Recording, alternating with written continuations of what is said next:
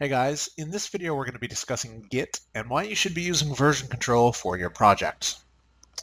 So first thing I need to do is actually manually create the .desktop file for PyCharm because it did not do it, I guess. So in the bin directory I'm just going to open a terminal and run pycharm.sh.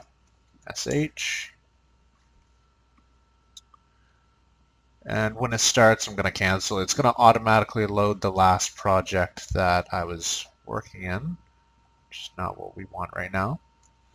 You're going to see this configure link in the bottom. Just right or left click that and click create desktop entry here.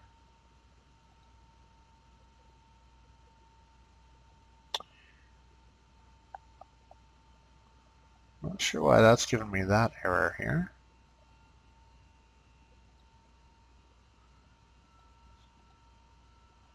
It will locate suitable startup script. Well, that's odd because this is the startup script. See if we can make that executable. See if that fixes it.